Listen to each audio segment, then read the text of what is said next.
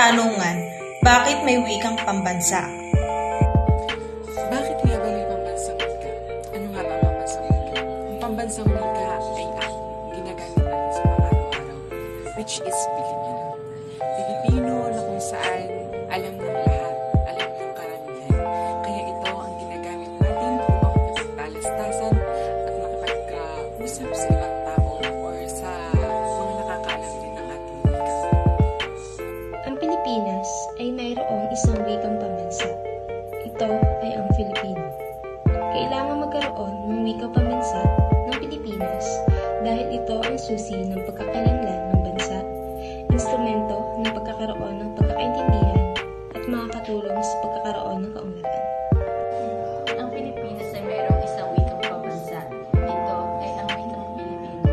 Kailangan magkaroon ng wikang pambansa ang Pilipinas dahil ito ang susi sa pagkakakilanlan ng bansa. Instrumento ito ng pagkakaroon ng pagkakaintindihan at makatulong sa pagkakaroon ng kaunlaran.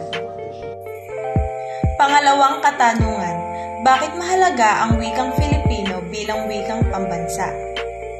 Bakit mahalaga ang wikang Pilipino bilang isang wikang pambansa? Mahalaga ang wikang Pilipino dahil ito ang ginagamit natin upang makipagtalastasan o makipag-usap sa ating kapwa. Ito rin ang ginagamit ng karamihan upang maintindihan nila ng madali ang sinasabi ng bawat isa. Mahalaga ang Filipino dahil ito ang sumasalamin sa kasaysayan ng ating bansa. Maraming salitang Pinoy ang hamon sa salitang Espanyol. Mahalaga naman ang wikang Filipino sa pang-araw-araw nating pamumuhay dahil ito ang karaniwang ginagamit sa ating bansa. Nakilala rin ang ating bansa dahil sa wikang ito. Mahalaga ang wikang Pilipino dahil ito ang ginagamit natin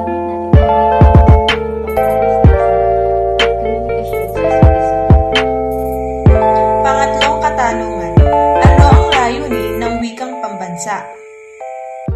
Ano ang layunin ng wikang pambansa? Ang layunin ng wikang pambansa ay para maipahayag ang saloobin at damdamin ng bawat isa. Ito ay ginagamit upang magkaintindihan ang bawat tao na nag-uusap. Ang layunin ng pagkakaroon ng wikang pambansa ay ang pagpapalaganap ng pagkakaisa, pagkakaroon ng geographical at politikal na pagkakapatiran at amgin ang pagkakaroon ng isang sumasagisag na wika sa ating bansa. Ang layunin ng wikang pambansa ay upang magkaisa tayo at ating pahalagahan ng ating wika.